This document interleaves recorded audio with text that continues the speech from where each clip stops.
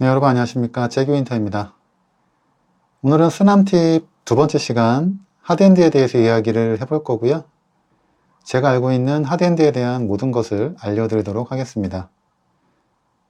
그 전에 제가 한 가지 좀 양해를 부탁드릴 게 있는데, 제가 이거 영상을 촬영할 당시에 몸이 굉장히 안 좋았어요. 퇴근 후에 정말 억지로 촬영을 했는데, 제가 편집을 할 때 보니까 후반으로 갈수록 제가 텐션이 급격하게 떨어지더라고요.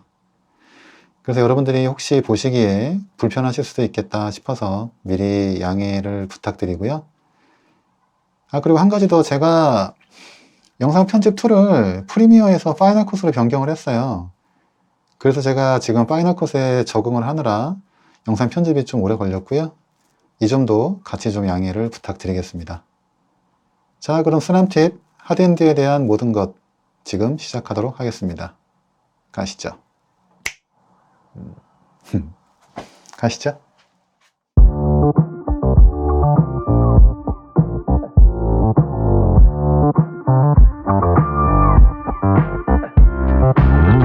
Don't like you, but I love going above. I don't want you, but I need, and I leave you. Don't like you, but I love going above. I don't want you, but I need, and I leave you. Think about now. 제가 오늘 준비한 건 E3D V6 방식의 하드엔드고요. 정품이 아닌 카피 제품과 거기서 또 파생된 제품을 가지고 이야기를 해볼 거예요. 여기서 E3D라는 것은 이 제품을 개발한 정품 제조사의 이름이고요. V6라는 건 이 제품의 버전, 즉 모델명을 뜻하는 겁니다. 세트 구성은 먼저 열에 녹은 필러가 나오는 노즐이란 게 끝에 달려 있고요. 하드엔드는 1차 목표가 이 플라스틱 같은 필라멘트를 녹여서 노즐로 나오게 하는 것이기 때문에 이 노즐에 열을 가해야 합니다. 하지만 노즐 자체는 크기가 너무 조그매서 히터를 달기 애매해 보이죠. 그래서 바로 이 히팅 블럭이라는 쇳덩이에 히터와 온도계를 꽂아 가열을 하고 노즐을 이 블럭에 연결해서 열을 전달하는 거예요. 그 다음은 필라멘트는 보시기에 딱딱한 플라스틱 형태로 되어 있습니다. 이 딱딱한 필라가 여기 노즐에서 녹아줘야 젤리 같은 필라로 출력물을 만들 수 있거든요. 앞으로 이 녹아서 흐물흐물한 필라의 상태를 젤리라고 표현을 할게요. 3D 프린터의 작동 방식은 우리가 출력물을 쌓아야 할 곳에선 이 젤리 형태의 필라멘트를 밀어서 출력물을 쌓고, 쌓지 말아야 할 곳에선 필라멘트를 뒤로 당겨서 이 젤리 형태의 필라멘트를 나오지 않게 하는 거예요. 그럼 이 젤리화된 구간이 노즐 근처에서만 있고 나머지 부분은 녹지 않은 딱딱한 필라 상태로 있어야만 익스트루더가 필라를 밀고 당길 때 원하는 대로 잘 밀리고 당겨지겠죠? 무슨 말이냐면, 만약 이 젤리 구간이 노즐 끝에만 있지 않고 이만큼 길어지게 되면 익스트루더가 아무리 뒤에서 필라를 밀고 당겨도 꾸덕꾸덕한 젤리 부분은 모짜렐라 치즈처럼 제대로 밀당이 되질 않고 쩍쩍 늘어나게 될 거란 뜻이에요. 즉, 압출과 리트랙션 제어가 제대로 되지 않는다는 거예요. 그래서 노즐 앞까지 딱딱한 필라를 녹지 않고 안전하게 배달시켜줄 차가운 통로가 필요합니다. 그 통로의 역할을 하는 게 바로 히트 브레이크, 노즐목이라고 부르는 파츠입니다.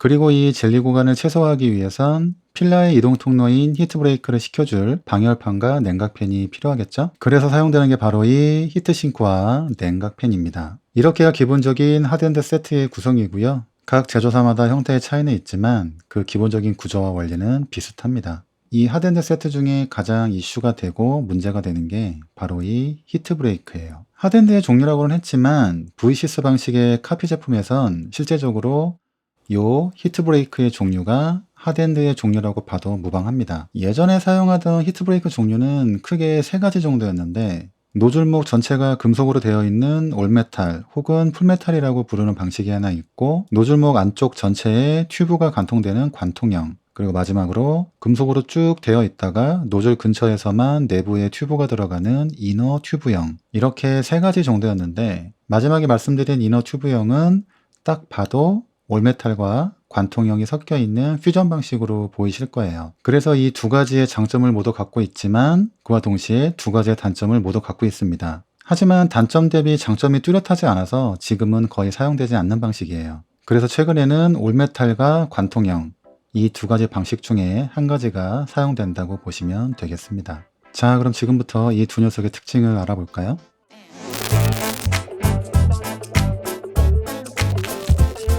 예전에는 하나의 공식처럼 프린터의 익스트루더 방식이 보호된일 경우엔 관통형, 직결형일 경우엔 이너튜브나 올메탈 방식을 사용하는 게 정형화되어 있었는데 현재는 그 경계가 거의 사라진 것 같습니다. 아직 보호된과 직결 방식의 차이를 모르시는 분들은 제 자작 강좌 1교시를 먼저 보고 오시기 바랍니다. 먼저 관통형을 살펴보면 특징은 히트브레이크 내부에 단열재 역할을 하는 테프론 튜브가 들어가고 노즐까지 이 테프론 튜브를 통로로 사용해 필라멘트를 배달해주는 방식입니다. 장점은 필라멘트를 노즐까지 공급하는 데 있어 테프론 튜브 자체가 단열재 역할을 해주기 때문에 히트싱크가 해주는 쿨링에 대한 의존도가 상대적으로 좀 낮은 편이고요. 테프론 튜브의 단열 능력이 노즐에서 전달되는 열을 잘 차단해주고 튜브 내의 적은 마찰력과 일정한 내경 등의 효과로 필라의 젤리화되는 구간을 최소화하기엔 메탈 재질보단 유리하기 때문에 녹는 점이 낮은 PLA를 사용하거나 길이가 긴 리트랙션을 사용해도 중간에 노즐 막힘이 발생할 확률이 적은 방식입니다. 단점으로는 이게 정말 초보분들을 괴롭히는 건데 올바른 방법으로 조립을 꼼꼼하게 해 주셔야 노즐 막힘이나 필라가 새는 등의 문제가 발생을 하지 않고요. PLA가 아닌 고온 출력을 할 경우 테프론 튜브가 버티지 못하는 온도를 사용할 경우에 튜브의 변형이 와서 하드엔드 내부 상태가 엉망이 되어버린다는 단점이 있습니다. 제가 이 부분에 대해선 이 다음 편 고온 출력의 불편한 진실 편에서 자세히 다뤄드릴게요. 다음으로는 올메탈, 풀메탈이라고 불리는 방식입니다. 올메탈 방식은 관통형이랑은 약간 상반되는 그런 특징을 갖고 있습니다. 장점으로는 말 그대로 하드엔드의 모든 부분이 올메탈로 되어 있기 때문에 열에 의한 변형이 없어 고온 출력에 유리하고요. 이 역시 올바른 방법으로 조립해야 하긴 하지만 조립 과정이 관통형에 비해선 심플합니다. 단점으로는 필라멘트를 노즐까지 배달하는 통로가 테프론 튜브보다 열전도가 되기 쉬운 메탈 재질로 되어 있기 때문에 노즐 쪽에서 올라오는 뜨거운 열을 히트브레이크 자체적으로 차단하는 데 있어 테프론 튜브만큼 효과적이지 못하기 때문에 쿨링 및 단열에 신경을 많이 써야 합니다. 그래서 관통형보단 히트싱크와 쿨링팬의 성능에 많이 의존을 하게 되고요. 쿨링이 확실하지 못하면 PLA처럼 녹는 점이 낮은 필라를 사용하게 될 시 젤리화되는 구간이 쉽게 늘어나고요. 젤리화된 필라는 모양이 변형된 채로 중간에 붙게 되면 그대로 통로가 막혀버리는 노즐 막힘의 현상이 발생하기 쉽습니다. 이러한 이유 때문에 PLA나 긴 리트랙션을 사용하실 경우엔 쿨링 성능을 다시 한번 체크하셔야 합니다. 즉 첫째도 쿨링, 둘째도 쿨링. 자, 그럼 이러한 특징이 있는 녀석들 뭘 사야 될까요?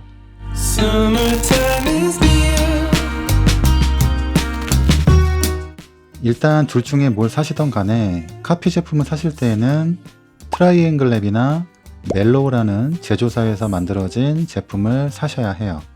같은 짭이라도 마감이나 재질에 분명한 차이가 있으니까 사시는 김에 몇천 원 더 주시고 해당 제품을 구매하시고요. 얘네들도 같은 파츠인데 하이 퀄리티라 그래서 좀 더 좋은 제품을 비싸게 파는 라인업이 있거든요. 여유가 되시면 그거 하시고 아니면 노멀한 제품도 충분하니까 구매하실 땐 반드시 두 제조사 제품 중에 하나를 구매하시길 추천드립니다.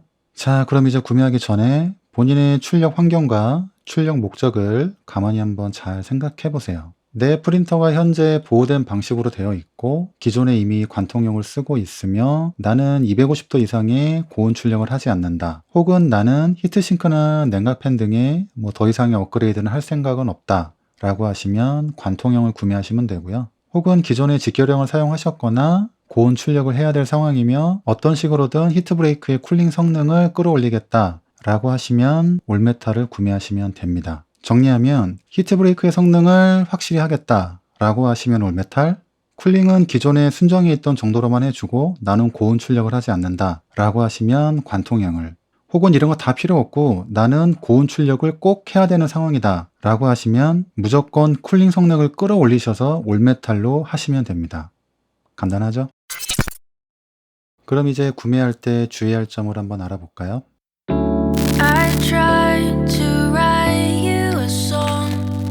관통형은 그냥 적당한 마감이면 되니까 제가 말씀드린 두 제조사 제품 중에 아무거나 구매를 하시면 되고요. 하지만 올메탈의 경우에는 준수한 쿨링 성능이라는 전제가 붙기 때문에 별도로 주의하셔야 할 부분이 있습니다. 일단 히트브레이크 구매 시 재질이 어떤 건지 잘 따져 보셔야 돼요. 과거에 올메탈 카피 방식이 외면당했던 이유가 재질이 일반 스텐 재질이었나? 뭐 여하튼 그런 일반적인 재질로 되어 있어서 열 차단과 쿨링이 제대로 되질 않았습니다. 그래서 압출 제어와 리트렉션 엉망이었는데, 그러다가 TC4라는 티타늄 재질의 제품이 등장을 하면서 효과적인 단열이 가능해지고 그 성능을 인정받으면서 사용자가 점차 늘어나기 시작했습니다. 정품이 티타늄 재질을 쓰는 이유가 따로 있었던 거죠. 현재는 서로 다른 재질을 사용해 핫엔드, 쿨엔드를 분리하는 등의 다양한 제품들이 등장하는 추세라 향후에는 이 올메탈 방식이 주가될 정도로 더욱 확대될 거라고 예상합니다. 이런 특별한 제품들은 성능은 좋지만 가격이 조금 비싼 편이기 때문에 구매가 망설여지시는 분들은 TC4 소재의 티타늄 정도면 충분하니까 올메탈을 구매하실 땐 꼭 TC4 정도는 구매해 주셔야 해요. 일단 히트브레이크는 그렇게 구매하시고요. 냉각팬은 가능하면 쿨링 능력이 충분한 녀석을 사용하세요. 많이 사용하시는 4010 팬보단 풍압이 높은 4020 팬을 추천드리고 꼭 성능을 검증받은 제조사의 냉각팬을 사용하셔야 합니다. 여기에 여유가 되시는 분들은 히트싱크의 쿨링 성능을 극대화하기 위한 제품들, 예를 들어 모스키토, 드래곤, 직결일 경우엔 에어로나 헤메나 등의 방식도 고려해보시면 좋습니다. 자, 그럼 이제 정말 중요한 부분, 핫엔드의 올바른 조립 방법에 대해서 알아보겠습니다.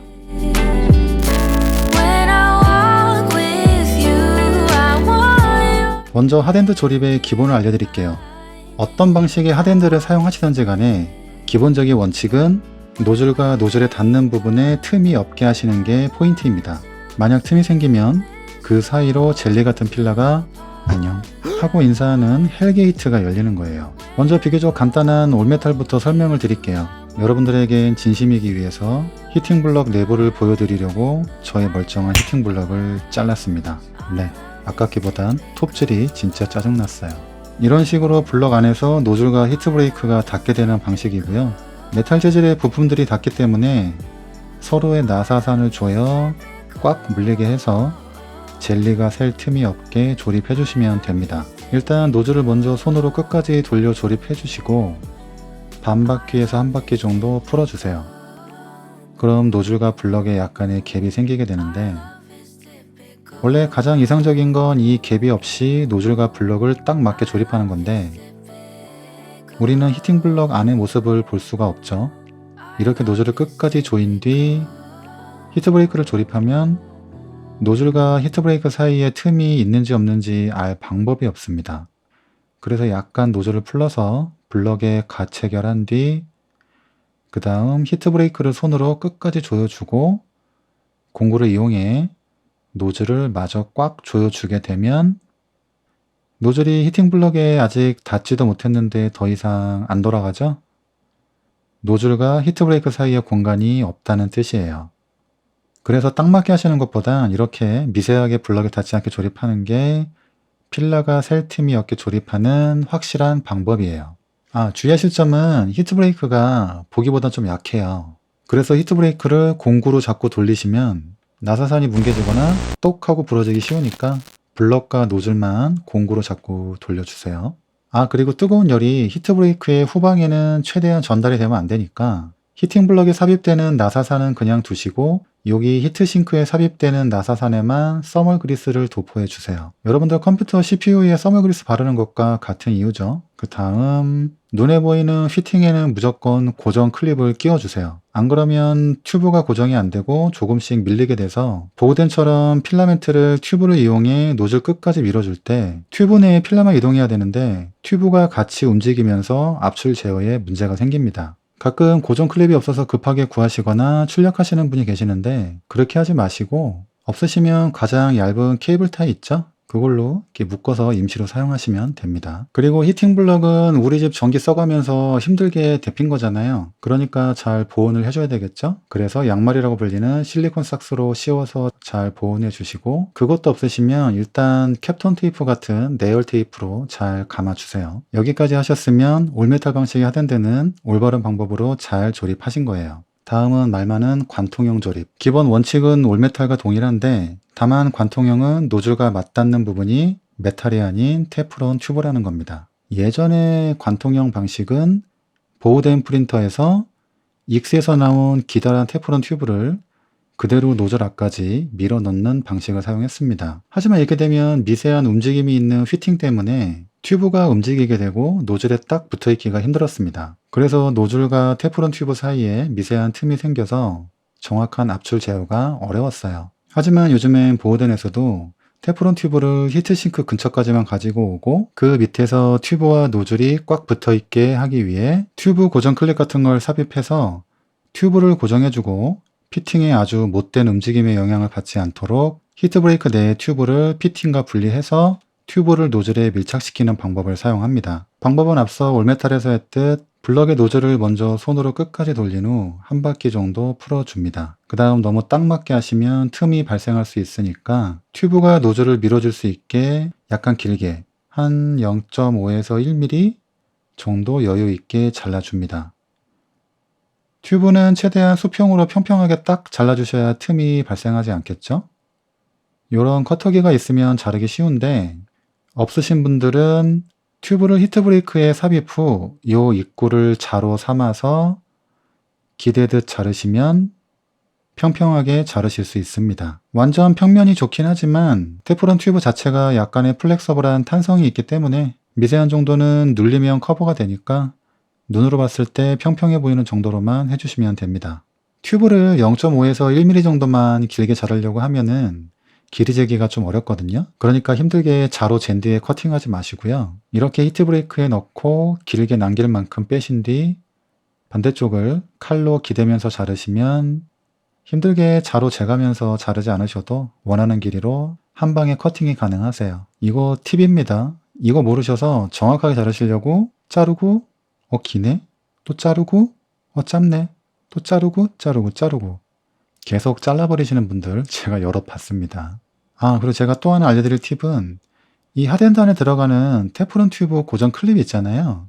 이걸 다른 분들은 출력해서 조립을 하라고 하시던데 이게 출력물을 뽑기도 귀찮은데 이 생각보다 테프론 튜브가 뒤로 밀어내는 힘이 강하거든요. 그 힘을 계속 출력물이 받게 되면 나중에 하덴드 분해해 봤을 때 그 압력을 견디지 못하고 출력물 형태가 변형되어 있는 걸 보실 수 있으실 거예요. 그래서 변형이 된 만큼 튜브가 뒤로 밀리게 되는 거고요. 그 밀린 만큼 노즐과 튜브 사이에 틈이 생기게 됩니다. 거기에 만약 클립을 PLA로 만드시고 챔버에서 고온 출력을 하셨다면 열에 의해 더욱 심하게 변형되어 있을 거예요. 이렇게 번거롭기도 하고 약하기도 하니까 힘들게 그렇게 하지 마시고요. 여러분들 볼트나 너트, 와셔 이런 거 다 갖고 계시죠? 그 중에 와셔가 M2에서 M2.5 정도 되는 와셔가 있거든요. 이 와셔를 여기 히트싱크 안쪽에 넣어주시고 히트브레이크를 조립해 주시면 필라멘트 구경이 1.75mm이기 때문에 필라멘트는 2에서 2.5 되는 와셔 구멍으로 잘 통과되지만 두툼한 테프론 튜브는 통과가 되질 않게 됩니다. 그래서 이 와셔를 이용해 히트싱크와 조립을 하면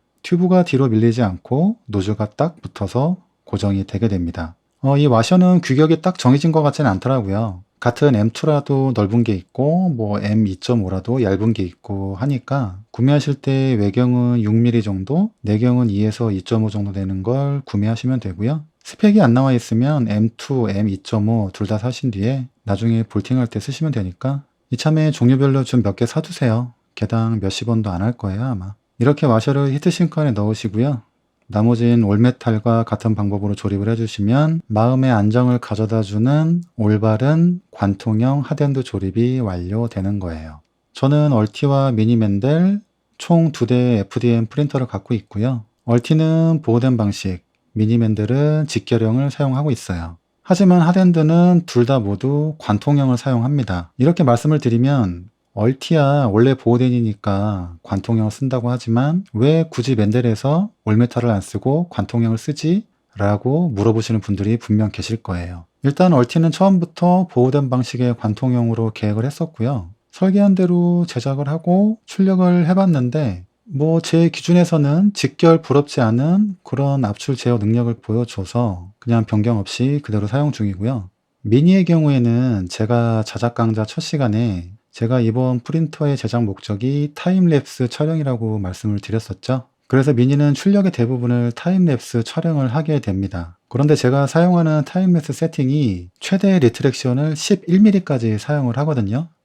제 미니의 헤드가 타이탄 에어로인데 처음에는 저도 올메탈 방식을 사용을 했어요. 에어로 방식이라 그런지 쿨링은 충분한 편이어서 뭐 올메탈로도 긴 리트렉션에 문제는 없었거든요. 하지만 이런저런 세팅을 해보면서 이 관통형과 비교를 많이 해봤는데 제가 내린 결론은 올메탈보단 테프론 튜브가 들어간 관통형이 타임랩스에서의 긴 리트렉션을 제어하기에는 좀 더 나은 결과를 보여준다가 저의 결론이었습니다. 그래서 일부러 관통형을 사용하는 거고요. 타임랩스 촬영이 아니었다면 저도 TC4 소재나 올메탈 방식의 하덴들을 사용했을 거예요. 저의 세팅에 대해 질문하신 분이 계셔서 알려드리는 거니까 참고하세요. 마지막은 번외로 가끔 노즐에 대해 물어보시는 분이 계시더라고요. 그래서 잠깐 노즐에 대해서 말씀드릴게요. 노즐은 일반적으로 황동으로 만든 노즐이 열전도나 가공이 용이해서 저렴하게 많이 사용이 됩니다. 그런데 가끔 노즐을 구매하시려고 보면 요상한 게 참 많죠. 그래서 뭘 사야 되나 참 어려워들 하시는 것 같은데 제가 간단하게 정리해 드릴게요. 먼저 노즐 구경을 원하시는 대로 하시면 되는데 일반적으로 스탠다드한 게 0.4mm고요. 인내심이 좋으신 분들은 0.2mm를 사용하시기도 하는데 이건 초보자분들에겐 정말 말리고 싶습니다. 효율도 좋지 못하고요. 관리하시기도 상당히 어려워요. 하지만 약간의 디테일을 포기하고 빠른 출력을 원하신다면 0.6에서 0.8 정도까지는 한번 해보시는 것도 나쁘지 않을 것 같아요. 그래서 일반적인 사용은 0.4mm를 구매하시면 되고요. 나는 좀 모험을 해보고 싶다 라고 하면 0.6에서 뭐 한 0.8 정도까지는 뭐 추천드릴만 합니다. 그런데 이 황동 노즐은 성능은 좋지만 재질 자체가 좀 무른 편이라서 사용을 오래 하거나 고온 출력 혹은 특수한 소재가 첨가된 필라멘트를 사용 시에 노즐 팁이 쉽게 마모되기 때문에 교체를 해줘야 되는 일종의 소모품이라고 보셔야 됩니다. 이를 보완하기 위해 여러가지 노즐 제품들이 나오기는 하는데 스텐 재질, 뭐 강철도 나오고요. 심지어는 노즐 끝에 루비가 달린 제품이 나오기도 합니다. 이 중에 구매해보고 싶다 라고 하시면 강철 노즐 정도는 가성비가 괜찮아서 제가 추천을 드리지만 잘 모르겠다라고 하시면 그냥 황동 노즐 사용하시고 교체하시면서 사용하세요. 그리고 간혹 V6 노즐을 구매하시는데 볼케이노 노즐을 구매하시는 분들이 계세요. 여러분 V6 일반 노즐과 볼케이노 노즐은 전혀 다른 제품입니다. 볼케이노 노즐은 전용 히팅 블럭을 같이 구매하셔야 되고요. 이름에서 느껴지시듯 볼케이노처럼 일반 노즐과는 다르게 많은 열량을 갖고 화산처럼 필라를 분출해내는 그런 노즐이에요. 그래서 모양을 보시면 노즐 나사산이 길쭉해서 히팅 블럭에 닿는 면이 많고요. 히팅 구간이 긴 만큼 필라를 빠르게 많이 녹여내기 위한 노즐입니다. 주로 굵은 노즐, 고온, 고속 출력, 높은 레이어 적층처럼 단위 시간 대비 많은 필라의 압출을 요구하는 출력 환경에서 사용을 하는 그런 노즐이에요. 그렇기 때문에 일반적인 상황에서 구매하시면 너무 투머치한 노즐이니까 사용하시면 안 됩니다. 자, 그럼 오늘 영상도 누군가에겐 도움이 되셨길 바라면서 저는 다음 영상에 다시 찾아뵙도록 하겠습니다. 그럼 구독자 여러분, 우리 또 만나요. 안녕. Love is typical.